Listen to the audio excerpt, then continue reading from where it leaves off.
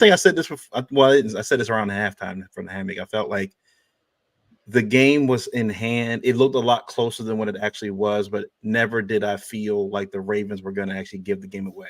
And that's a lot saying from what we've seen early this season, right? The first two games, especially, saying that no Raven lead is safe, but it still felt like in this game, like Terry was obviously the main target for them. No one else kind of went off. Was it Zacchaeus, whatever, dropped a few passes. Zacchaeus, I think his name is, dropped a few passes. The Ravens did a pretty good job locking everybody else up. Again, Terry catching inside the end zone on fourth down, the throw by Jaden. Like, that's really, I'm like, I was nothing much else he could do there. Like, it was just pinpoint throw, and like Terry just like in small windows brings the ball. I mean, it's like I couldn't even be mad at that play. I was like, hey, man. Yeah. But I was watching the what was it, the Wired, when they do like the when they mic up guys or whatever for the Ravens and showing the game, and on that Wiggins play where he got a pass interference that ended up giving the first down, which I think ended up leading to a touchdown on that drive. Kyle Hamilton was telling Wiggins, like, yeah, Dan, just get your head around, man. He's like, and Wiggins like, I got to work on that. It seems to be a thing with Ravens cornerbacks. I don't know what it is. He's not the first. Stevens isn't the last, and we've had it with Jimmy Smith. We've had it with a few guys that have had this issue where the coverage is great. They're there. They just can't seem to turn their head around. I don't know if they're afraid. I don't know if they're going to lose the guy, or they're not going to track the ball right. I guess I don't know. It's something they got to work on going forward. But on the offensive side of the ball, I think even though it wasn't like a whole bunch of points, and it did score 30. It wasn't a whole bunch of points, but this was probably the most complete game that I think the Ravens played on offense. Passing, rushing the ball, it was all there. Lamar had time in the pocket. He saw guys over the field. Zay had 111. Oh, he had over 100 yards, I think, in the first half of the game. He had like 100 yards receiving in the first half. He's had back-to-back 100-yard games. Still didn't score a touchdown, but he's being used now, as like Travis said, being used as a wide receiver now. We saw Nelson get the ball. We're starting to see all three tight ends now get involved in this offense. Kolar, Mark Andrews gets a touchdown. Likely, like we're starting to see everybody starting to get involved. It's like they're little wrinkles now each week. It's the little things they're adding to this offense each week that I really like what I'm seeing. Now, again, they still not using Justice Hill the way I would like them to use Justice Hill. He still more uses like in the pass block offense to help, to spell out and kind of things. Like to see him get the ball more. But I guess the way Derrick Henry's been running the football and the way he's been closing out games for the last 3 weeks, it's kind of hard to like not keep him on the field now at this point, which is weird considering the first 2 weeks they kind of kept him off the field because they felt like they had to throw to win the football game. But now it feels like now Monken and Lamar in that offense trust themselves rushing the football, that we don't have to throw 10 attempts now to close this game out. We can rush the ball. Let's run the ball and we can close this game out. Because I think they're starting to realize now that their strength with Ricard now looks like they're running a lot of I formation stuff with Ricard there now, fullback. Everybody, they're starting to realize now, like we're just overpowering dudes now. Like there's not a lot of teams that can match up with us physically. So we're getting into the third and fourth quarter of these games. Let's not try to get cute here. Let's just run the football. And that's what they've been doing. They've been doing a great job at it. And look, Lamar continues to just impress, man. They were saying on the radio, like it appears now like he's 28 years old, and he's now starting to enter the cerebral part of his game. With the one run where he took off for, I think, 30 yards, you could clear the defense. They caught the defense completely off guard. They had no idea he was going to keep that ball and run on the right side, and he got 30 yards off of it. And he didn't do it a whole bunch in the game. He picked his spots. He's pick and chose. So I think that notion of Lamar's he's going to run every time he gets a chance to run the ball. No, I think now in this offense, now having an elite guy running back, he knows it doesn't have to be all me anymore. I don't have to carry the ball 12 times a game anymore. We can get Derrick Henry and keep giving him the ball, then we can still win these football games. And I like the fact that the Ravens are now still trusting the run, right? Too many times in the past we've seen the Ravens run the ball a few times, it doesn't work, and then you don't see it the rest of the game. They run the ball 5 times, 6 times, and then that's it. So I like the fact that they they didn't have the huge runs in the first half, but they kept going back to it. They knew at some point it's going to break. They knew at some point it was going to break. Back to the defense, the middle of that defense in the secondary is still trash. It's awful. Not good. It's you said this, like I feel it does feel like they're asking the linebackers to do way too much. Marcus Williams is I don't know what happened to the guy that we traded, or not traded, we signed a free agency. He was one of the best young safeties in the league when we got him, and he hasn't been that. I don't know what happened. He was a ball hawking safety in New Orleans. I don't know what has changed. I don't know what has changed, because it appears, especially on several of those red zone plays where they're trying to keep the Commanders out of the end zone, Marcus is trying, him and Ardarius are trying to figure out where they're supposed to be. Like, they're just looking around, and Marcus is like, pull them over here. He's like, well, they don't know where they're supposed to be. So still there's a communication issues. Even though they brought Dean Pease in, there's still some communication issues on the back end of that defense. Again, I think the corners are fine. I think once they start learning, just get their hands up, turn around or whatever, there's some plays that can be made. I think that can be taught. But it's clear now, going into after 6 games, Eddie Jackson and Marcus Williams, they're just not on the same page with the rest of this defense. I just don't understand it. Yeah, I mean, just keeping the tune with the defense, which from what you just mentioned, it's been a major problem. I mean, the safety play has been subpar for the most part, and that's mainly just on like I said, specifically Marcus Williams. I mean, he's getting the most money back there, so I'm gonna put the most blame on him. And it's not necessarily, it's not necessarily that he's getting just completely beat. Like I said last week, it's more of the blown coverages. He's just not in positions that he's supposed to be in.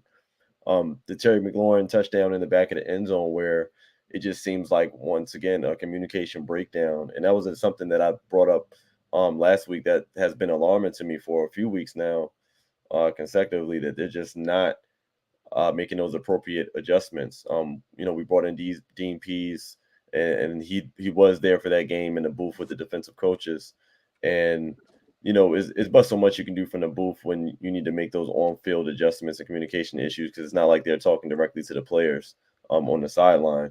But they got to get that together. That's something they have to clean up. It worked out for us last week, just the way, we did make plays when we needed to, but it's the big play threat that we have to worry about, especially as we're going up against better and more dynamic offenses. For example, the Bucs that we're about to go play, and I'm sure we'll be talking about later.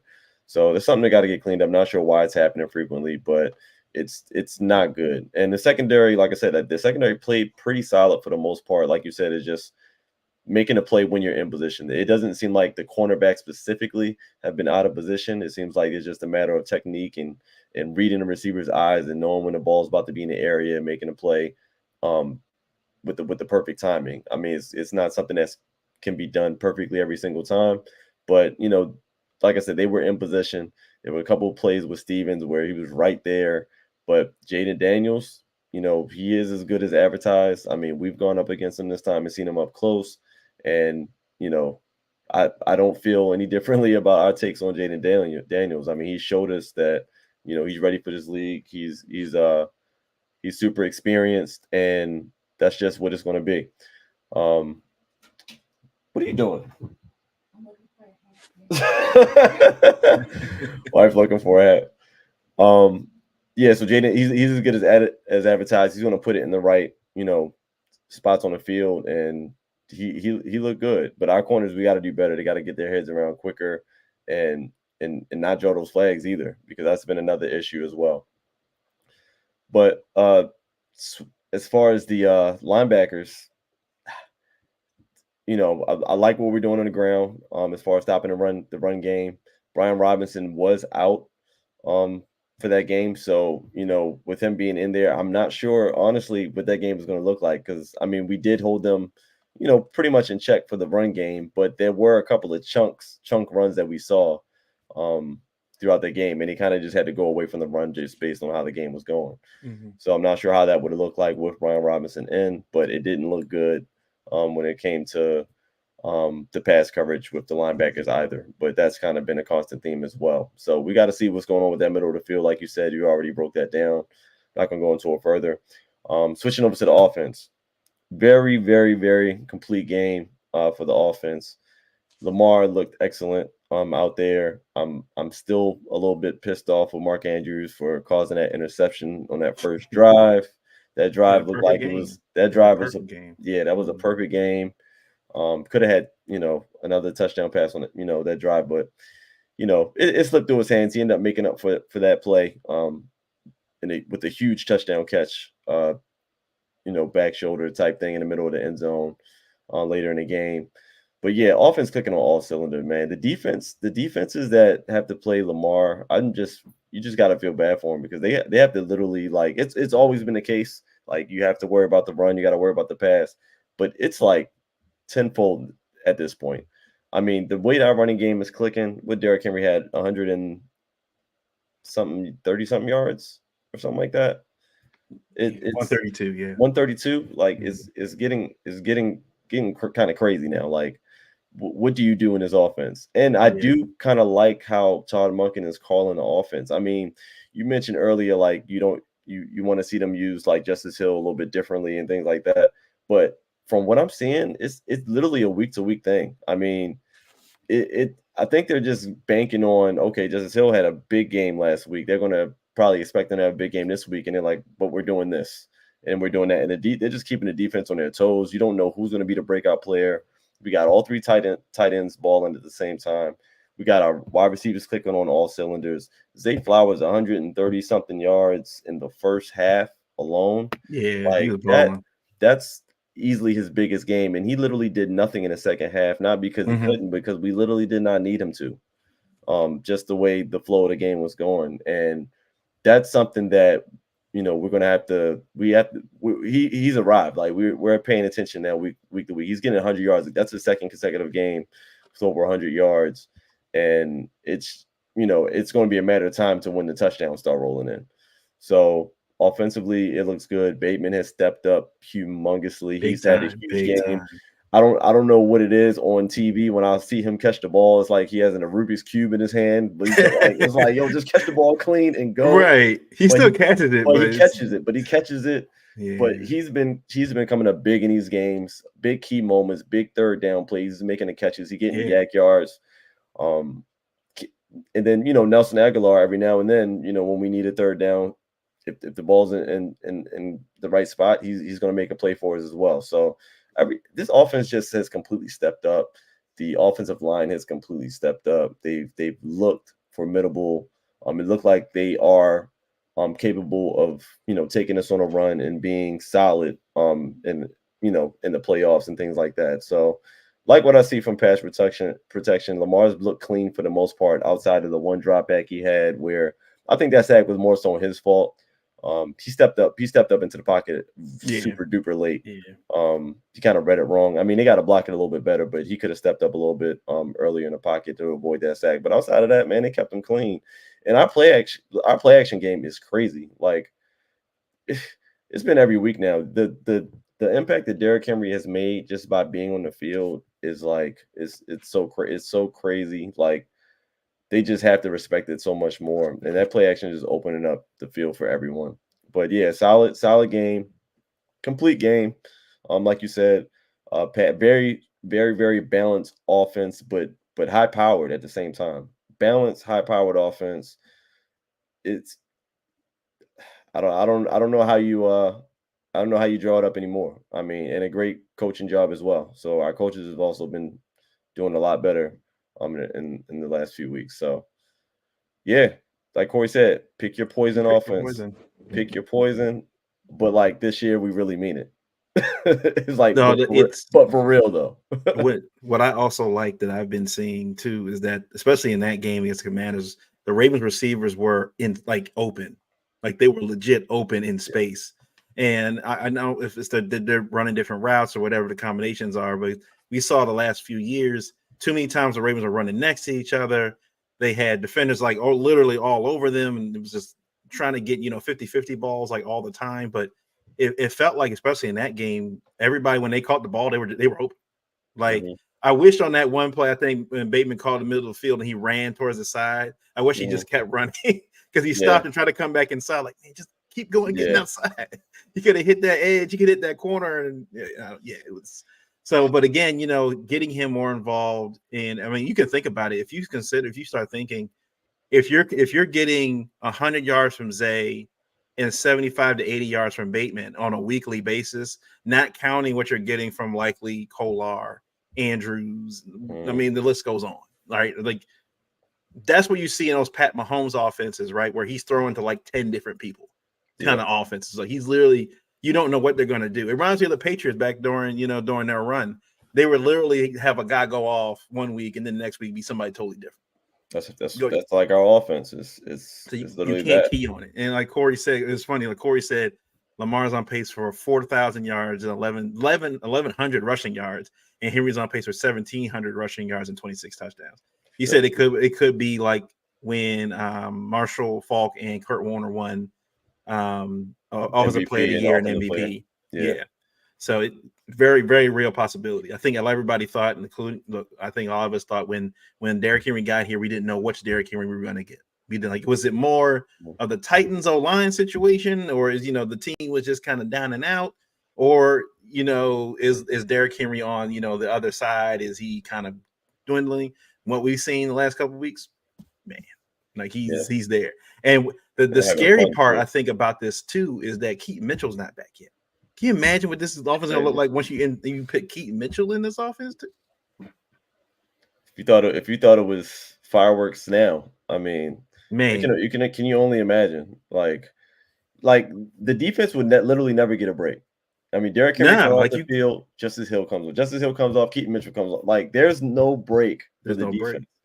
Like when they say pick your poison, it's usually this or that. Ravens have this, that. Like you can literally pick your poison with all 11 guys, like all specialist plays on the offense. Like it's crazy. Like, and this is just like an offense where we're used to coming on here every week and we're talking about Lamar did this and Lamar did that, and Lamar's still doing this and that and everything that you can do on the football field. But it's so many other guys we get to talk about now because depending on the week, it could be somebody else's turn, and it's crazy. But we know guarantee we're going to get Lamar and Derrick every week. It's just a matter of who else is going to show up to the party, depending on who we're playing. So, it's a beautiful thing, man.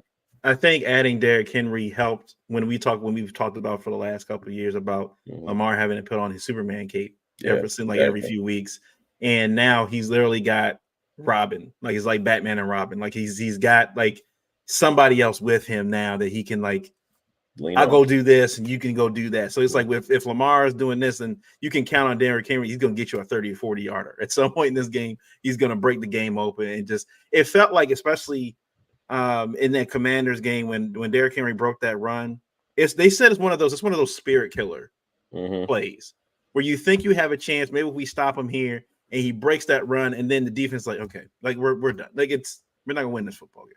And you know what's so demoralizing about that? Because we can tell, like we kind of know what their favorite run play is at this point. It's the toss left. That toss left. Toss left, toss right, whatever side. Defenses, like you need multiple guys to that side of the field to stop. There's no stopping that play unless you kind of have to cheat to that side. So like, can you imagine like all the play action and all the fake, like, and the crucial downs that they're gonna have to respect that toss play because it's been on tape every week now. Yeah. Ever since they started running it, it's been on tape every week. Every defense is looking for that play, especially when we need a desperate first down. They're gonna be overplaying that play. So it's gonna be a whole bunch more options just from that play alone that the defense is gonna. You already got to respect him in the backfield, but then you got to respect a specific play to the outside that seems to kill every team we go up against. It's like, crazy, man. I can imagine him running like a fake toss play to Derrick Henry. Everybody cheats over to one side, and Lamar just takes it. Watching tape against us, it might almost be a detriment at this point because we're not really. We're doing the same thing every week, but not when you think we're going to do it. Not when you think we're doing it. Yeah. So, Yeah, this is so. Corey did bring up a good point about the middle of the defense, and does it feel like do we miss Queen? Does it feel like we miss Queen, like the coverage there, or is it still more of a again? Are the linebackers having to do too much, or is it a sense that is it maybe that Trenton Simpson? I haven't seen anything that anybody break down Trenton Simpson's coverage stuff. I guess I got to look at some more R22s and see what Trenton Simpson's doing on some of these task plays and what his assignments are. But does it feel like I don't know? Again, it's the same defense we've had for the last couple of years with some of the same guys outside of Trenton, who's new to that starting role in that position. This kind of feels like what's off. Yeah, I think I do think that the Roquan Patrick Queen tandem is almost unmatched. I mean, they're with those two guys next to each other, we already know what they're capable of. I do think we probably would have been better off keeping him. I think we are showing signs of missing that.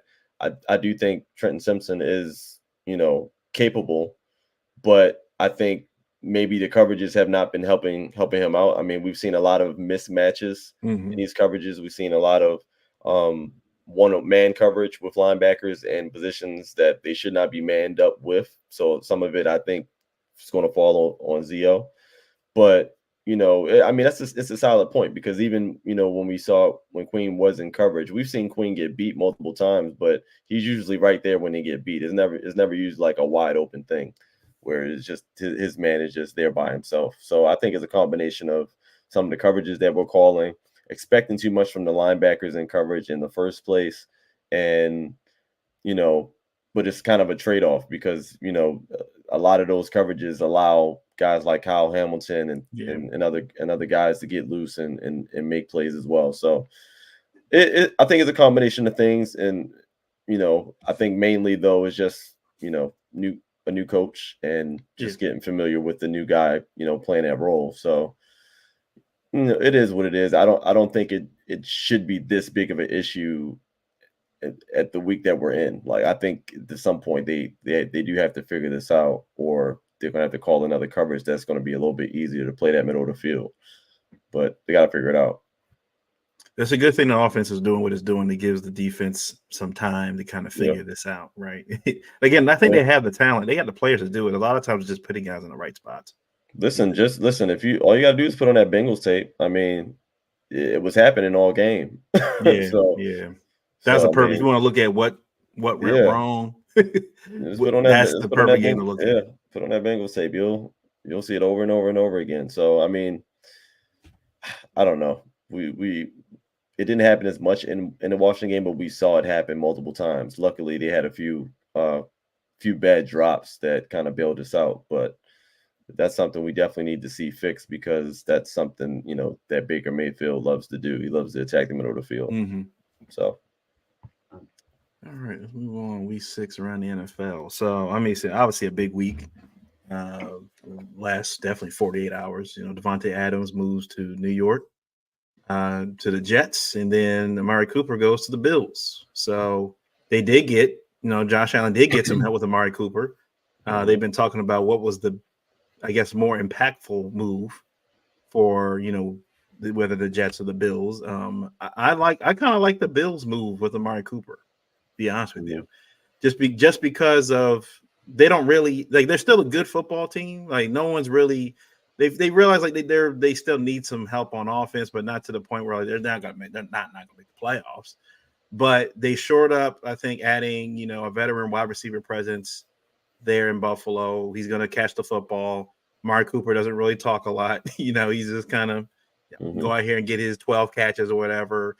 He's not going to burn anybody, but he does make great contested catches. He's a great route runner.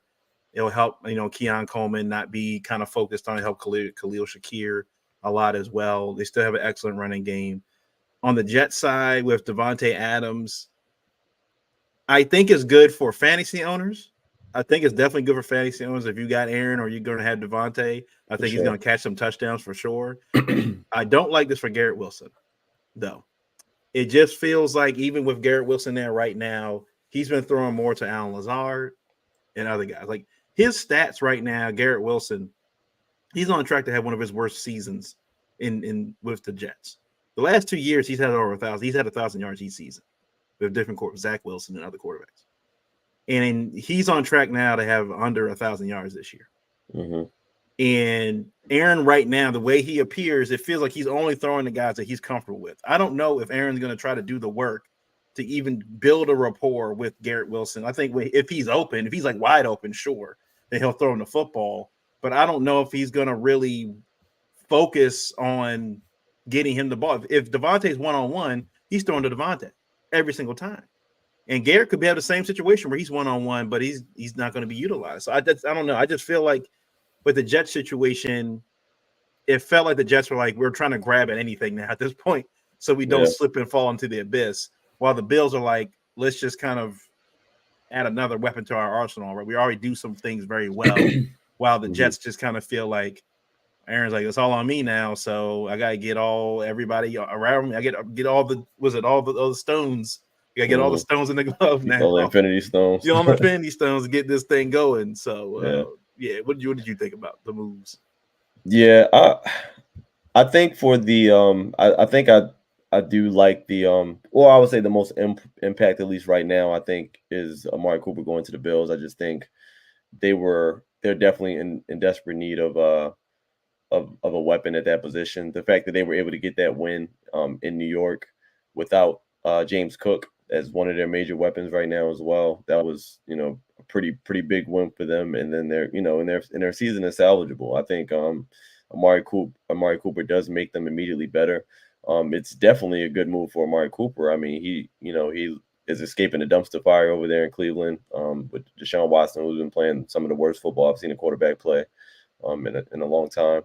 And so yeah, he gets out of Cleveland. He's with Buffalo. He has a short quarterback who's going to get him the football. He's going to be immediately the number one target over there. So I mean, it's kind of like a win-win situation all around for them. And it's a lot of football left for them to kind of get right. Amari Cooper in general, I mean, I've never been the biggest fan of Amari Cooper, but he's solid, and he's going to get you your numbers. He'll either get you like 200 yards and 2 TDs, or he might get you 50 yards in a game. So you just never know. But I think with Josh Allen, we might see another level of his game that we haven't seen yet. So it's a big move for them. I think that's the more impactful move.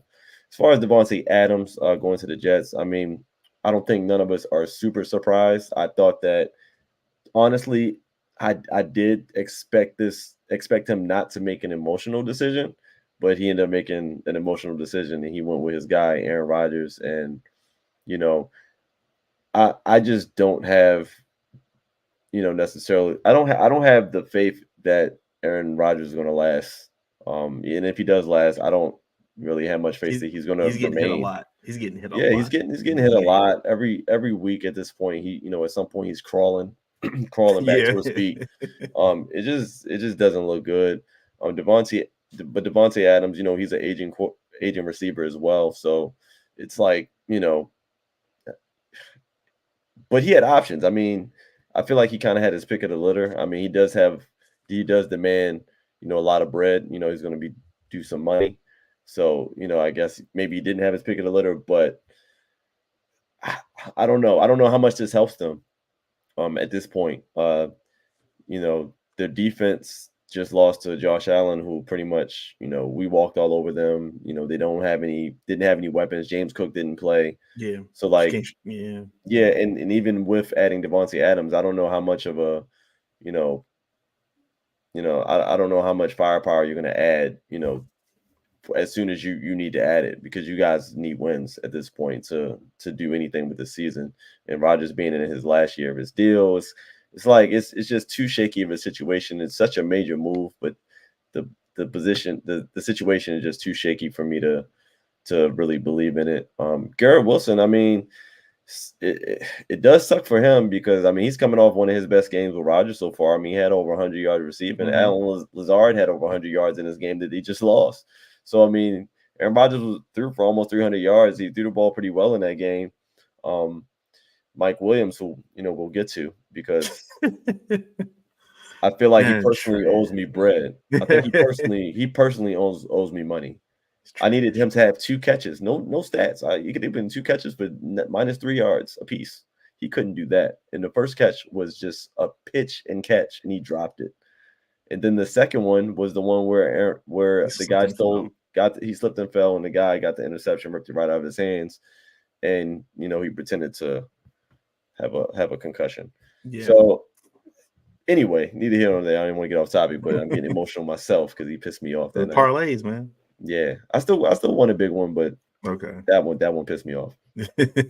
But yeah, I don't think this move here moves the needle that much. I mean, good for them. They get the good news is that there'll be immediate chemistry over there between those two. Mm-hmm. I mean, it's not going to be that much work they're going to have to put in to get him ready for Sunday. But on the flip side, like I said, if this is a win now move, I don't think this gets you guys the win now. I still think I still don't think you guys are going to look too good against other good teams. It just is what it is. I mean, I think they'll squeak out a few wins against teams they're supposed to beat, but I don't think this pushes them too much further along. Yeah, it's a move we expected, right? 2 years ago. And I think the people that know the whole Devontae Adams, Aaron Rodgers saga when they were both in Green Bay, I don't know the discussions that were had, but it sounded like Devontae thought that Aaron was going to stay in Green Bay, which is why he stayed initially. I think he thought Aaron's going to stay here, and then Aaron dipped. And then Devontae was like, what do I do now? So then he goes, I'll go with my college quarterback and with Vegas. Same. He thought the same thing. And then they released him the year later, and then he stuck with Minshew, McConnell, and Garoppolo, and all the rest of them. And now he's following Aaron Rodgers again back to New York. But like you said, like we've seen that every game. That offensive line is not good. They're getting beat up, and this is only 6. I don't know if he's gonna make it. He's gonna go down with some kind of leg injury. Like it's just when he got folded up in that Vikings game. He got folded up. Yeah. I hope he does. I hope he doesn't get hurt. It's just that it's just a long, grueling season, and it's not supposed to look. It's not supposed to look like that this early in the year. No. Again, not utilizing the run game like they're supposed to. It gets on my nerves that they have Breece Hall and Brown Lanning back there, and they do not use them. Mm-hmm. Just do not. I will not understand it. And which makes no sense to me because Aaron, when he was in Green Bay, had some of the best rushing offenses.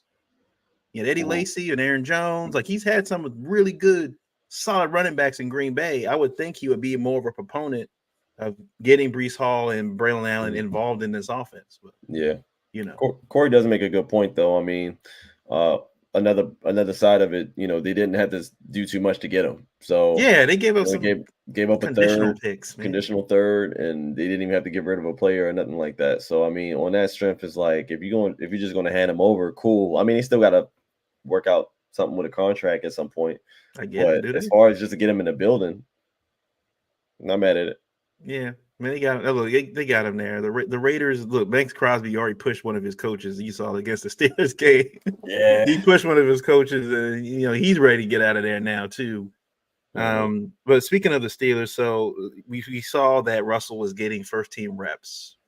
He's not the starter Tomlin has not announced if Justin Fields is going to be the starter, but Russell is getting first team snaps. Yeah. Do you think he plays this week? Does he start this week at quarterback? I think he does. And if he does, what does that mean? What does that? We've all been saying now for the last 6 weeks that Justin has done enough to be the starter unless he either gets hurt or just stinks it up. Like he's just terrible. What do you think? Why has this changed? What does it feel like this? Why does it change? I think the issue is that yes, they beat the Raiders, but it didn't look that pretty. I mean, the numbers was all TJ. It was all TJ, man. Forced 2 it was all TJ. Watt threw for like 145 yards, and that's it. I don't think he threw any touchdowns, any picks, or anything like that. But it's just very underwhelming performances. And if this was the game to put up stats and put up numbers, it would have been this one. And he had the opportunity to prove that to Mike Tomlin. I feel Mike Tomlin's position here because it's kind of tough. It's like you can't just give the reins to Justin Fields without even giving the opportunity, I guess, to Russell Mm-hmm. After he's, Fields has not done really anything spectacular. He's done enough to win early on, and then they lost a few games straight. And then, they got the win against the Raiders, but who's not getting the win against the Raiders at this point in the season? So it's like, yeah, they won the game, but it wasn't all that impressive of the win, even though the score may look like it was. Because, Najee, I think probably, he had like over 100 yards rushing as Yeah, well. first So, really good game. and a TD. So, a lot of that, a lot of TJ Watt, like you said, but Justin Fields, he didn't really Yeah, look as impressive. So I get the pickle that he's in, because it's like, we got both of these guys here. The way you maximize, those investments is to see what you got in both of those players. And the fact that Fields hasn't like taken the bull by his horns and like just made a commanding, um, without a doubt performance. Yeah, he's just going to go and see what Russell is going to do. I think he's just trying to calm down the media storm that it's going to be. It's going to happen either way, but I think he's just trying to calm it down and make it seem like, he hasn't made a decision, and you don't want to tip the other opponent's hand as well. So he's waiting till the last moment to announce it. But I think he's going to give Russell to start, and just to see what he got in Russell. And he can always go back if Russell just completely stinks it up. I mean, we don't know, but we'll be watching that game for sure. I think that'll be one that's going to be highlighted for me, just to see if he does start, just to see how that goes. Because if it doesn't go well, then Steelers have another problem on their hands. I hope if Russell starts that they video. I wanted the camera on him while he's trying to lead the team to like get ready on the field and stuff, and in the circle, and just to see everybody's face after, like, get out of here, man. Like, come on, Russell. Get Russ out of here. It's gonna be interesting, but you never know, man. What if he comes in, and then next thing you know, Pickens has a huge day? Like, you just never know. Like some receivers take, they have better chemistry with certain types of quarterbacks, and Fields seems like he hasn't been, that for anyone yet on that team, even though he's not played bad. It's just that he hasn't played like great. Yeah. So, other news topic, obviously, Nick Sirianni, the Eagles beat the Browns, by barely. It's 20. It was 20-16, something like that. Yeah. But Nick Sirianni is caught on camera berating Philly fans. I first thought, oh, he's talking trash to the Browns fans. Then I realized, no, he's at home talking to Philly fans. And then he goes on a press conference right after the game with his kids. Everybody knew what he was doing. He was shielding himself from any questions, like, please don't yell at me in front of my children, like, please don't berate me for what I just did, Yeah. And but this is what Nick Sirianni, he's done this before. This is not the first time he's yelled at Philly fans, berated fans and stuff like that. We've all thought when AJ Brown got back and the these guys got back that the offense was going to take off, right? It was going to get back to what it's usual, and they barely beat the terrible Browns. Barely beat them. Jalen Hurts still doesn't look great right now. I don't know if he's it appears that Kellen Moore's offense, as much as they hyped it up over the offseason and they were changing 90% of the playbook and all this other stuff, that it's not working right now. And the defense, the Eagles, for a team that was in the Super Bowl a few years ago, does not look like at this point they even going to win their own division, much less get to a Super Bowl. And on top of that, Nick Sirianni now is berating his own fan base. Now, look, you went to school in Philly. You know Philly fans. You know how they are. Okay. Philly's one of those places where you just got to have thick skin. When they love you, they love you. But when you're bad, they will let you know. Oh, yeah. And you kind of have to, there's a very thin line. You understand, like, you can really get on their good side if you just start winning. You start winning convincingly, they're not going to talk trash about you. But the minute you do, you start looking bad, they're going to start talking trash about you. Yeah. But it feels like Nick Sirianni, as a head coach, you don't see other head coaches doing this. You don't see other head coaches doing this. And it happened. Look, we get it. You're on the sideline, players and all that kind of stuff. You hear fans yelling stuff the entire game. It is what it is. They're saying stuff about your mom, saying stuff about your wife. saying stuff about you, all this other stuff. If every coach reacted to how fans said what they say in the stands, they wouldn't be able to focus on the football game. A lot of times, again, it's just like you have to carry yourself as like you're there, you're with the team encapsulated, but you're in a bubble as a coach. You don't listen to that. You just don't listen to you don't listen to anything. It's almost like one of those things you should be zoning out and just focusing on the game and on the people on the sideline and your team. But it felt like Nick Sirianni was like ready for it at the end of the game, and then like, oh, now I'm going to talk trash. Now it was like, what haven't y'all lost the game? And so everybody else had the problem too. Like you didn't talk trash you didn't say anything the entire game. You waited until we won the game. Now we'll talk trash to you. So everybody was like, come on, man. It just comes off real childish, real corny, and definitely corny. It's you're on the hot seat. You know, you're on your second set of offensive and defensive coordinators right now, and it still doesn't seem to be working. Yeah. Do you think that this? I'm not saying this is the nail in the coffin, but is this one of the nails, maybe in his coaching career in Philly?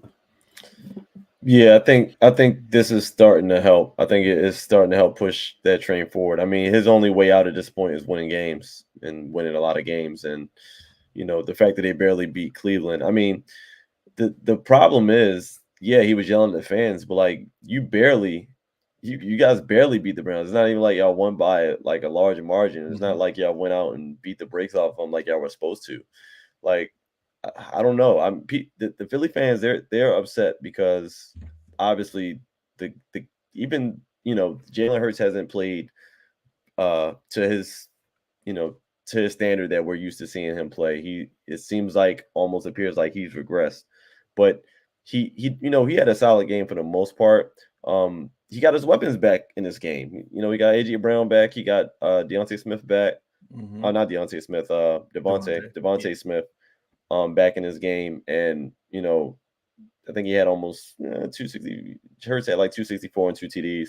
But you got your weapons back in this game. AJ Brown went off in this game, over 100 yards, and it's still like the offense still didn't look right. Yeah. And what I always point to in his offense is that they, for some reason, are still underutilizing Saquon Barkley. I just don't get it. I mean, maybe not underutilize him because I think he did have almost 20 carries, but I think he only had under 50 yards, whatever it was.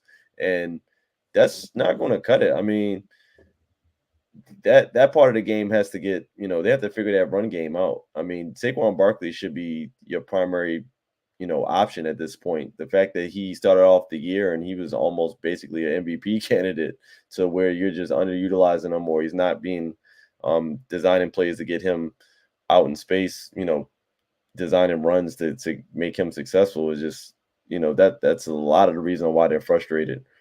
So you couple that with, the losses, when your receivers went down, those games that you lost, and the way that Jalen's been playing, it's a lot of frustration, and a lot of that blame does go on Nick Sirianni. And, there was issues last season, when they lost all those games after going 10-1 to start the year, and then they just kind of fluttered and it was a wrap.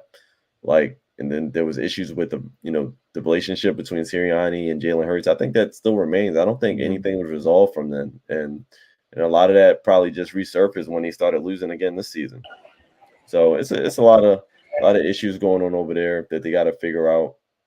But yeah, Sirianni's corny for that, just for that reaction. I mean, it's the Browns. Deshaun Watson's playing his worst football in his career, and that's nothing to gloat about, especially to your own fans that paid money to come see you stink up the joint. What's up, Travis? What's up? What we talking? We gave Deshaun a pookie. Not yet. We'll get to that. We're talking about Nick Sirianni right now and how he's kind of just again seems to ingratiate himself with the great fans of Philadelphia and continuing to just bury himself when it comes to his coaching career there. Oh yeah, nothing but L's, man. Like Philly is like one of these cities. If you like buy into it, then you're good. But if you like try to buck Philly and Philly fans, and I don't know what he was thinking. I don't know what he thought was going to come from that whole gesture. But he had to walk it back quick. He had to walk it back real quick because if you get on the Phillies' bad side, you're close to getting out of there. Cool. Like You're out there. So he has a lot of making up to do. And the only thing that's going to carry that right now is winning. So They better not lose to the Giants. That's all I'm going to say. It just this has L written all over it. It just does. Like after that incident, you better not lose to the Giants this week. You better not. Division game too. Yeah. Next up is the Cowboys. Losing 47. What was it? 47-9 on Jerry's birthday. At Jerry World. After it appears, it just looks like the team quit. It just looked like they quit. The Lions in the last couple drives of that game ran like 3 plays to offensive linemen on purpose. Penei Sewell had like a pitch play, some kind of play. I think got called back, but it looked like he tried to dive for the touchdown. They tried to throw a touchdown pass to one. And it brought me back to remember when Terrell Owens played with the 49ers and they played against Dallas in I think they were still in Arlington, Texas at the time. And Terrell Owens scores and he runs to the star with the football and he poses there in the middle, right? Emmitt Smith, the next drive, gets a touchdown, runs to the star, plants the football back on the star to kind of, back and forth. T.O. then scores a second touchdown, runs to the star, but then I think it's one of the safeties, can't remember his name. One of the Roy Williams, or it might have been Roy Williams. It might have been one of the safeties comes over and knocks him out, and then a fight breaks out. Yeah. I think the 49ers end up winning that football game. But when you're getting beat that bad, and the team is doing stuff like that on your field, at that point, it's like you know what? We may not be leaving here with a W, but we're gonna fight. Like you can't let a team come in your house like that and just punk you the way the Lions did on purpose. Everybody said that was probably one of the most disrespectful things they've seen in any professional football game. And the Cowboys fans are there watching this happen. They show one where it looked like a girl was like dry heaving on the floor, and a Lions fan was like dancing beside him as like she was like. Cowboys fans are going through it right now. And then Jerry Jones goes on the radio the next day and berates a radio host, basically saying, this isn't your job to question me about these moves and how good these moves are. Say if I gotta find somebody else to make these to do calls with, then I'll find somebody else. And they thought it was a little joke, and there Jerry was like, I'm not playing. I'm saying he's like, I'll fire you. And it's like it came off like, here's this billionaire. This billionaire self is coming out now. I'll just fire you. Like if he's mad, you know what billionaires do in all these TV shows and movies. I'm firing everybody. Everybody's getting fired. I'm mad. Everybody needs to go home. Yeah. And it comes off now as, which I've never seen from Jerry before. Jerry's always been good at deflecting. He's always been good at like, oh yeah, it's just gonna be fine. It's be fine. We'll be good. We just gotta do this. It appears now Jerry's aware that they are terrible. Jerry's aware like I messed up in the offseason. I should have done more. We're trash. Like I've never seen Jerry react like that, even on the radio, and even when the reporters come to him at the end of the games. He's now aware that this is trash, right? You pay CD the money you're supposed to pay him. You paid Dak the money you were supposed to pay him. Dak and CD are still now 6 games don't seem to be on the same page with each other at all. I don't know. And Troy Aikman came out today and said he feels like CD's being lazy with his route running. He says CD's giving up on plays. He's not running with 100% effort when he's coming off the line. Like there's clearly something going on in that locker room. Mm-hmm. There's clearly something going on. Most of the defense was hurt in that game. Micah was out. I think Dexter Lawrence was out. Like Deron Bland was out. Like I get it, but still 47 points to 9. Usually in these type of games, we see Dak like, all right, he's gonna. Yeah, they lost the game 47 or whatever, but Dak still threw 4 touchdowns and 400 yards. This is one of those Dak stat pat games. This is what he does. He didn't do it. 9 points. Yeah. Is it time to like are the Cowboys now? Are they closer to this? Like they need to just blow it all up, or can they fix this? Listen, I mean, they are cooked. I'll say that. I mean, as far as this season goes, they're cooked. So I mean, it is what it is. Dak just got paid, so I mean, he just like what McCoy said, He's ass. Dak is ass. Like, he is terrible. He's a terrible quarterback. I mean, you got CeeDee Lamb. Yes, granted, the effort issues and things like that. You can't go out in that game and throw 2 picks and do nothing, literally nothing else. Like, this is the craziest, this is the funniest box score I've seen in a long time. First of all, 47-9 is the first time that score has ever happened in the history of the NFL. That's one thing. That's just stuff you don't want to be you don't want to be a part of when you're the team with the 9 points. Dak 17 for 33, 178 yards, average 5.4 yards a throw, 0 TDs, 2 interceptions. Trash. Rico Dowdle 5 carries, 25 yards. Ezekiel Elliott 8 carries, 17 yards. That's just this is trash. It's not good. It's not good at all. And Jerry Jones on his, what did he turn, 86? 82. 82? 82nd birthday. For this to happen, it's just like it's got to be a sign. Like, it's they're cooked. I mean, every team has injuries. The fact that some of your defensive line is out, it shouldn't be this. But granted, they've been losing like this for a minute. That was their 3rd loss, I think. It just doesn't look good, and teams are doing this to them at home sometimes. Like, it just doesn't look good. As far as blowing it up, I don't know. Like I said, they had a lot of players out. I think number one thing they have to do, though, is get a run game. I mean, they got to get a run game, and obviously need to get their defensive line back healthy.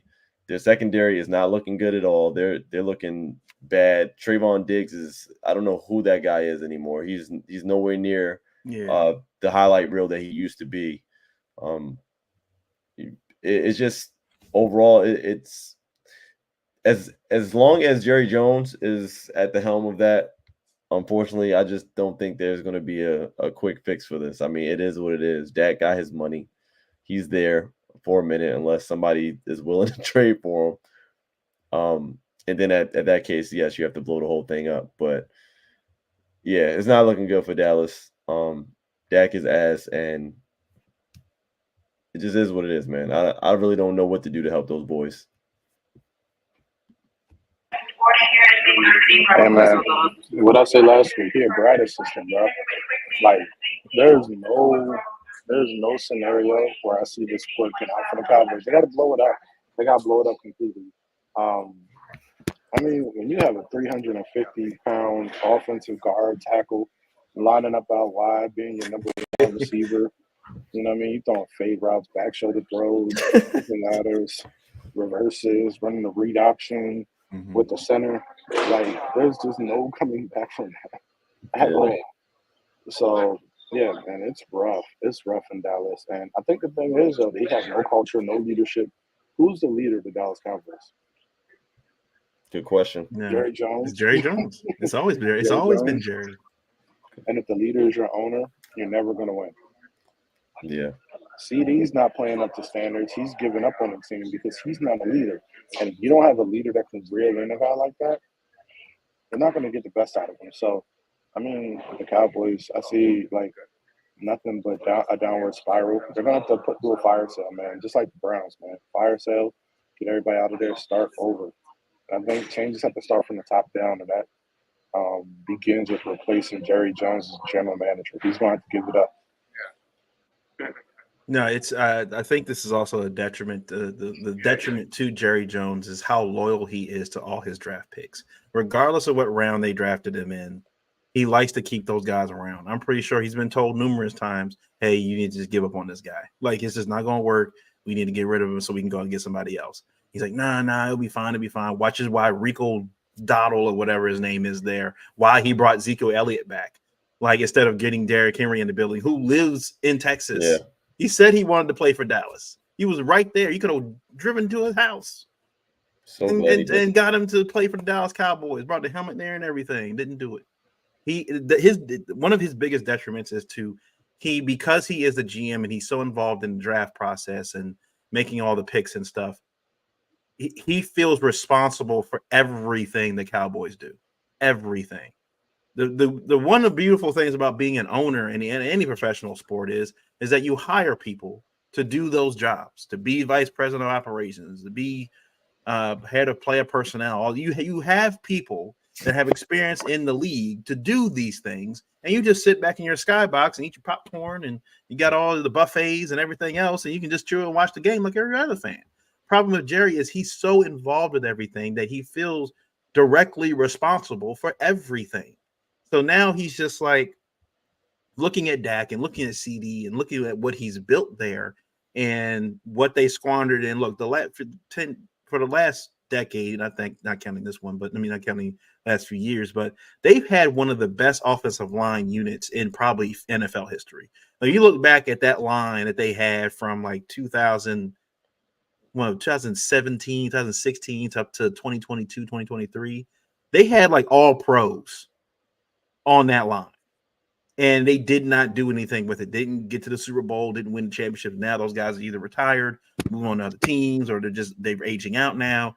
And now you're stuck with what you have on this offensive line, which is not good right now. And then on the defensive side of the side, they said this after the Packers game in the playoffs, that this team, the defensive side of the ball, was built the wrong way. They have all this speed on the line, but then in the middle of the field, everybody's like built big. Everybody's like big.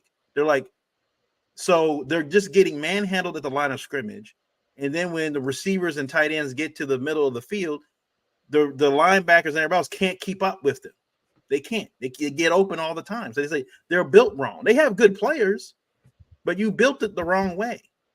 And now they're stuck like this. And now, like you said, they paid CD and now Dak all this money. CD, it just, every time I look at CD now, it just appears he's checked out every game. I don't know what's going on with him. He just appears like he's just walking around. I'm just collecting the check now at this point. It is what it is. I got my money. It just feels like he's just disinterested. And Dak's looking around like, I don't know. It feels like everybody would rally around Dak for a while, and then it feels like that luster is gone now. I feel like guys aren't rallying around Dak anymore. But you've paid him all this money. You're gonna have to eat the check now. Like it's a done deal. And then I don't think one offseason is gonna fix this with Dallas. Like they're gonna have to start from scratch. And I don't know if Jerry's ready to admit that part yet. No. Let's get to the Bells and the Pookies real quick. Let's get to the Bells and the Pookies. So let you guys start. Who are your Bells this week? Starting with the Bells. I have like 2 or 3. I'm just keep the Joe Flacco train going right now, man. He's still getting W's, still looking pretty good out. Looking pretty good out there. The other one, Baker Mayfield. I mean, he threw 3 picks in that game, but he also threw 4 TDs, got the win, 325 yards passing. He's getting a bell just because he's kind of been consistent in these numbers.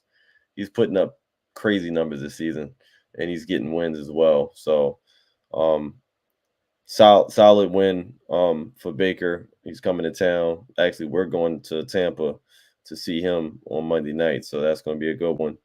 And I got to give it to Zay Flowers. Zay Flowers put up 132 yards receiving in the first half of that game. He could not be stopped. He was getting yak yards after the catch. It was just he's really coming into his own right now. The sophomore year for him has been on the incline. I think he's still got so much more room to grow, but the fact that he's starting to rack up these 100-yard games. This is the back-to-back games with him with over 100+ yards. The touchdowns are only going to start rolling in from here. So, yeah, I'm going to give it to Zay Flowers as the last bell as well. I mean, you can give it to Derrick Henry in that offense as well, but I'm just give it to Zay Flowers just because of how impressive of a first half that was. The fact that they didn't even get a target damn near in the second half, it didn't matter because we didn't need him in the second half, but what a great game he played. Yeah, I'm just giving a bell to one guy this week. I'm gonna give 2. My first bell is going to go out to Jared Goff. Why aren't we talking about this guy as an MVP candidate? I mean, he's been one of the most efficient quarterbacks this season. He was 18 for 25, another 300-yard game. I think 3 touchdowns. Mm-hmm. The Lions look great. I mean, he's coming off like an 18 for 18 game, I think, too. This guy is having a great season. We need to start talking about him in the MVP race. He's not going to win it, but he needs to just be in the top 5. because he's having a great season. So I want to give one to Jared Goff, and I want to give a bell out to all the sports bettors because we hurt all the sports betting companies because all the favorites won this weekend and their pockets got hurt. So big shout out to all the sports bettors out there for making money this weekend. Jeez. My bell, I got a couple. You already said Joe Flacco. I said, yeah, man, I'm just happy for him that he's just doing his thing, man. Just happy for he just keep doing his thing, and hopefully it doesn't come to burn us at some point. Just keep doing your thing. But over there. Exactly. The Ravens offense, just again, this was their best performance, I think, the entire year. And just how efficient they were getting everybody the football. Zay's coming into his own. Bateman is starting to Bateman and Lamar are getting the rapport now with each other.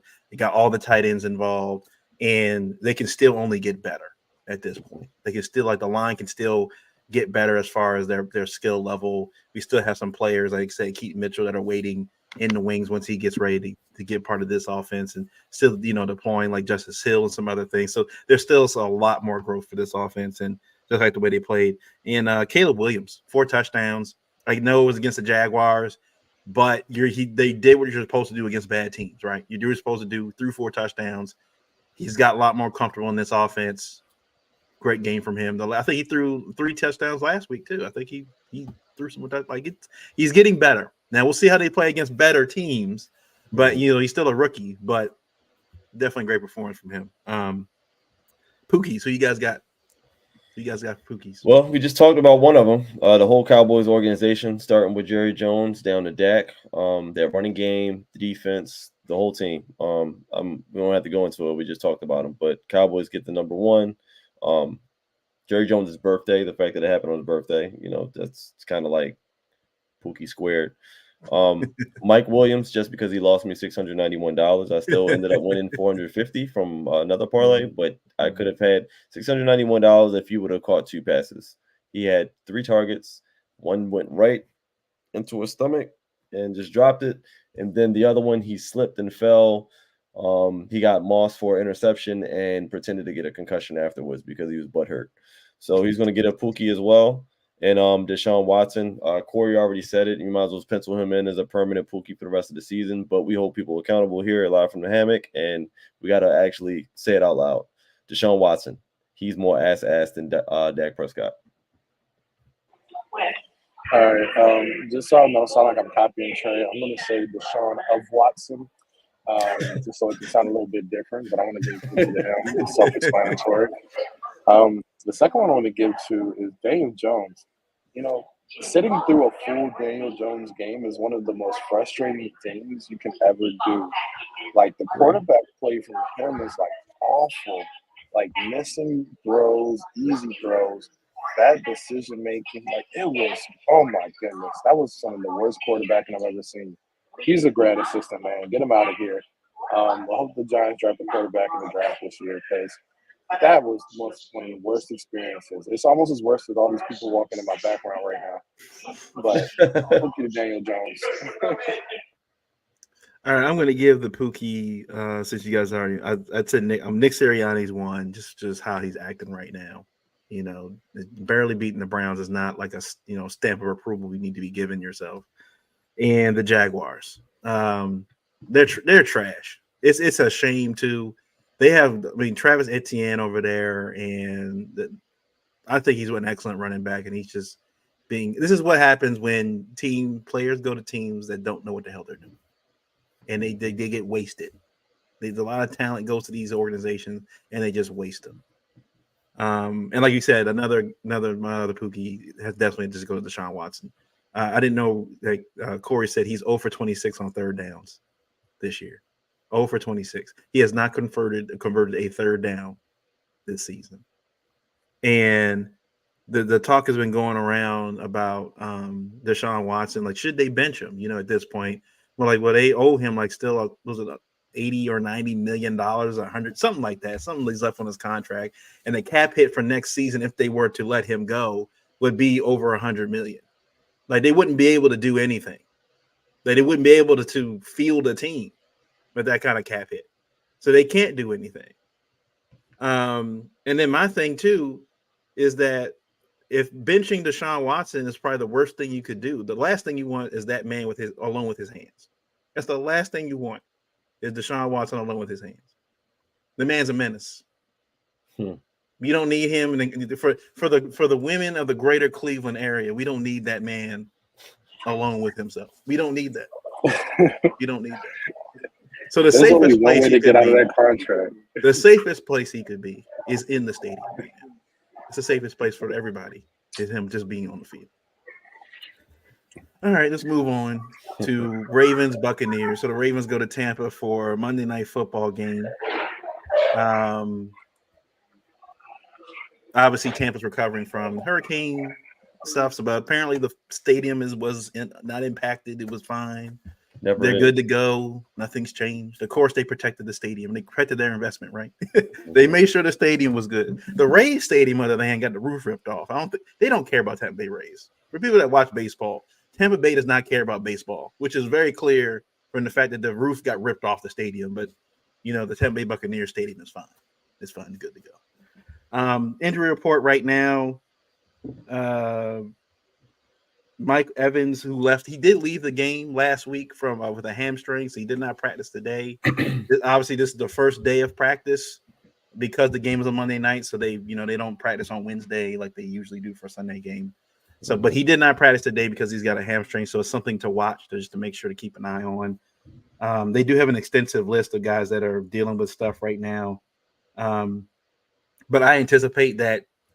Now that the game, because the game is on Monday night, I anticipate at home Mike Evans will probably play in that game. Baker Mayfield against the Ravens, it's like up and down. He's had some good games against the Ravens. He's had some bad games against the Ravens. But what I think, like Trey and I said when we were talking about the Commanders game, is that the middle of this defense right now is the issue. And Chris Godwin, I think went off in that game. Chris Godwin has been playing really well with Baker Mayfield right now. And that's what he does. Chris Godwin is just catches the ball in the middle field, makes guys miss. The big physical receiver. He can run through guys, whatever, make big plays. And that's going to be an issue. It's very, very similar to what they faced with against Cincinnati. Jamar Chase and T. Higgins. You got two very solid wide receivers that you're going to have to cover. And not just good. They're also big receivers.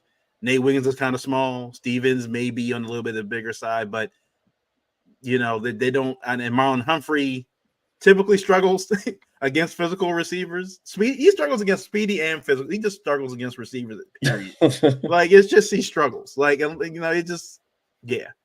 The key for the Ravens, I think, definitely in this game, get what has proven to be effective against Baker is getting pressure on Baker, because he will hold the ball. He will run around. He will try to scramble a lot of plays and do all that stuff. He will try to make things, messy or whatever. But the key for the Ravens will be just kind of like they did against Jaden Daniels. What I did like about what the Ravens did against Jaden Daniels is they knew if he runs to his left, he's not going to throw the football. He's going to run, but he's not going to throw the football. And he did run a few times, but it didn't burn him. Mm-hmm. I think the Ravens defense, at least the front line, Yannick Ngakoue finally got on the board. He got a sack. Travis Jones got a sack. Namdi got, I think, half a sack. Was part of half a sack there in that game with the Jaden Daniels. They're getting pressure. Always getting pressure off the edge. He's not necessarily getting the sacks right now, but he is effectively forcing the pocket to move a little bit. He's doing his thing. And I'm not so much worried about the offense in this game, the Ravens offense. I think the Ravens offense they're going to score over 30 points in this game. I think they're really good right now. And Lamar and, like I said, the receivers are on one accord. The tight ends are playing really well. And Lamar just plays well when he goes to Florida. You got Lamar and Zay going back to Florida. Florida boys, they're going to ball out. The family's going to probably be there and everything. I think I'm not afraid what the offense is going to do. They know what they got to do, right? Run the football, use play action. Get the tight ends involved early in the game, kind of let Lamar and them running these sugar huddle offenses where they just kind of keep the pace, especially early in the game. The key for the Ravens and making sure this doesn't get out of hand, because we've seen now in a few weeks with the Buccaneers, they can throw up some points. They can throw up some points. Yep. Okay.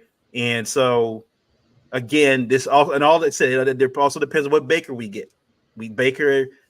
The reason why Baker is never really considered as to be an elite quarterback is because he does have these games where he just kind of forgets how to play football a little bit. He makes bad throws.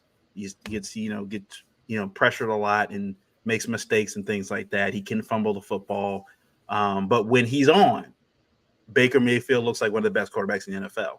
The key for the Ravens, just like it was against Jay and Daniel, is don't let him get into a rhythm. They can't let him get into a rhythm with Chris Godwin or Mike Evans because that's going to happen. They're going to throw these deep throws to Mike Evans over the top. And my fear is, is Marcus Williams and Nate Wiggins and Marlon, are they going to be able to make plays on the ball in those situations? Mike Evans is like 6'5". Okay, he's made a career out of doing this. The man's probably the most consistent wide receiver right now, one of the most consistent receivers of his generation. And that's just my fear, is that if Baker has time and you got Chris Godwin and Mike Evans getting down the field the way they are, that could potentially blow this game wide open on the Ravens defense. Yeah, I think this is definitely a game where we're gonna have to put up points, man. We might have to have a similar game like we had in Cincinnati with putting up 41 points. I mean, this Bucs team put up 51 last week. Yeah. So like our defense has to get it together. The key to the game is really for our defense to get it together. The secondary has got to get on point. Like the communication has to be better. We cannot play like we've been playing in the secondary and expect this team not to put up points. Anything you knew about Baker Mayfield back when we used to play against him, you can throw it out the window. This is a new Baker Mayfield. He has a whole nother arsenal with him, with that Bucs team, with Bucky Irving in the backfield, Sean Tucker, Godwin, Evans. Evans is a touchdown machine. This is not a game where we have the opportunity to tell Stevens 50 times a game to get his head around and look at football. Like it can happen that quick. They're so efficient when it comes to scoring touchdowns that it's just something that we can't afford to do. Offensively, hopefully we can kind of help out our defense and I would say, like, I'm not worried about the offense, but I will say we do need to focus on scoring touchdowns, and settling for field goals might not cut it this week. We were able to settle for a couple of field goals in that Washington game. We're going to need touchdowns in every opportunity that we get in that red zone. We're going to have to capitalize. So I think they need to focus on getting TDs, controlling that time of possession, hopefully keep Baker Mayfield off of the field. Not that I'm, afraid of Baker Mayfield, but there's just so many weapons over there that, the longer they're on the sideline, the better it is for us. So, defense got to clear up those communication issues. We got to get to Baker because we do know Baker under pressure. I mean, we can fold him up pretty good if we can get to him. So Yannick got signed to the active roster. Hopefully he get the extra motivation to be great in that game. We still need some more from Oweh as well. Mm-hmm. And Travis Jones, if he can keep up what he's been doing, he's been playing phenomenal. I think it's going to be a big game for that D line because our secondary is struggling, but good teams with it, they counteract it by other areas of the field, playing better. I mean, if that pass rush can be a little bit better this week, then it'll be a little bit easier in our secondary. If our secondary can kind of cover a little bit better than they did the previous week, then our pass rush will have a lot more time to get to the quarterback.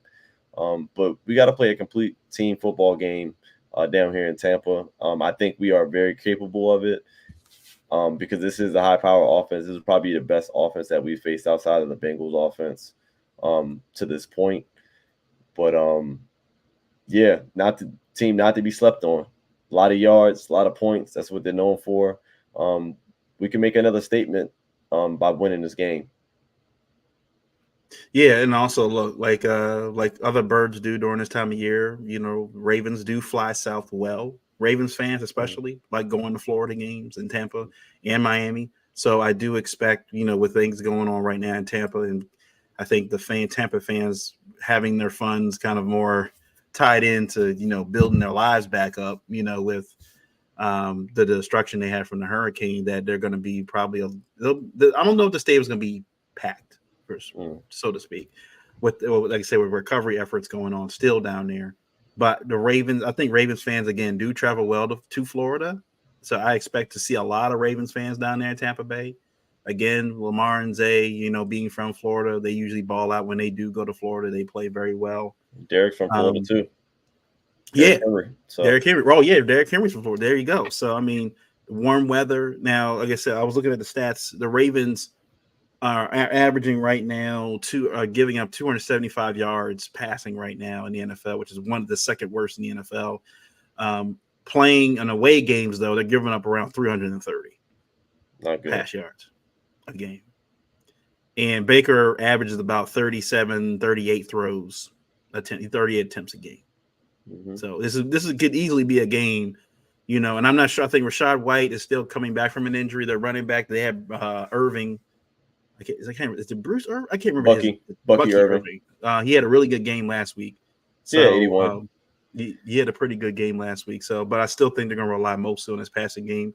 Most teams, when they're going to play the Ravens, I think as of right now, are going to be focused on throwing the ball down the field against the Ravens. With another week of Dean Pease in hopefully in the locker room and the team meetings and stuff like that, trying to get this defense situated right now. Like Corey said, do you think that maybe they gotta change the formations up a little bit, trying to just see what works? Don't just stick with one. They said they've been running a lot of dime more recently than usual. Do you think that maybe they need to just kind of, even in this game, just kind of figure it out, like see what looks like, what works, and maybe stick with that going forward? Yeah, I think they just it's kind of hard because I mean, teams are going to be making adjustments throughout the game. I just think they need to be able to make those necessary adjustments and communicate them when they're made. It's like I said, Dean Pease, he's up in the booth, so it's kind of hard to make short-term adjustments when they're needed on the next down and things like that. It's hard to communicate that to your players, but hopefully that's something they worked on in practice, just being able to communicate what those changes are. I'm not sure, coverage-wise, what you can do, because I mean our coverages are our coverages, and they do work when they're executed. So it could just be a matter of executing and being in the right spots and doing your particular job. A lot of defenses where they collapse at is guys not doing their job and they're trying to overcompensate for another person's job, or vice versa, or just getting beat by your man. But this, like I said, it seems like it's been a overwhelming, redundant communication issue where they got to get that fixed, especially against a team that's hot as the Bucs coming into town. I mean, listen, the Bucs can be beat. We've seen them get beat. Yeah. They're not an unbeatable team. It's just that it's gonna look a little bit different. It's gonna, like I said, it's gonna look probably more like that Cincinnati game. Hopefully, it's not gonna be that close, and that, like I said, we can kind of keep them off of the field. But yeah, we cannot give up those big plays, and that's what the main thing I'm worried about is giving up the big plays. The bend but don't break defense is just not going to be good enough for this type of game. Yeah, it looks like Arthur Millette is working his way back from injury. It looks Harbaugh said he's confident that he actually may be able to play Monday, which will be for this defense a really big pickup because of how important he was last year, especially in those nickel packages. Yeah, where they were kind of blitz him off the edge, blitz him at the line and stuff like that. So it maybe allow Kyle maybe to drop back in coverage every now and then. He doesn't have to necessarily blitz and stay at the line. He can kind of, help out in coverage in the middle of the field a little bit. And what we saw, look, Baker will throw interceptions. He does throw interceptions. Yeah. He's kind of that Brett Favre gunslinger kind of mentality. He will just throw. Picks will be available. And look, the Ravens could have had two of them. I think last week against Jaden Daniels with Darius Washington, like they literally hit him in the face mask. And I was watching the Wired episode, and the defensive back coach is like looking at him like, it's like, you panicked, didn't you? No, I didn't panic. I tripped and fell. I was trying to. Kyle was getting had over the top. He was like, "You tripped. You panicked, man. It's okay." Got it. Yeah, this is a game where you got to get those. You got a man hit you in the face, man. It's like, come on, man. You can't. Yeah, nah. You can't do that. So, it can be had. Now, look, his completion percentage now over I'll just do the last 3 games. It's been 63%, 79%, and 66%, which is pretty good. And he's thrown 347, 180, and 325. And each of those games, he's thrown at least 2 touchdowns. So it's going to be. I definitely think it's going to be. Is it going to be a shootout? I think that depends on. I think it depends on the Ravens. I think the Ravens are total control of what if that turns to a shootout. I think the Ravens. If you're asking me, the Ravens could win the shootout just because I think the Ravens offense is just that much better than the Buccaneers defense. Mm-hmm. But the Ravens defense literally has that one weakness in the middle. That one weakness. They can get that short up, and not even to the extent of like, I'm not saying eliminate everything completely. If they can knock it down from, you take it from a averaging about 280 yards a game giving up passing, and you knock that down to maybe 220, 230. Mm-hmm. That's a world of difference. So I think right now in the NFL, if you knock that down just 30 yards, 30, 40 yards, take that down a bit and get takeaways. I think this Ravens defense needs takeaways, man. That was their bread and butter last year, and it feels like they're not getting the picks. They're getting fumbles. I feel like they're forcing fumbles and stuff. I feel like they're doing that, but they're just not getting picks, man. Like they did, like they were last year. And I think we got to see some more picks. Yeah. So. Yeah, I mean, I think I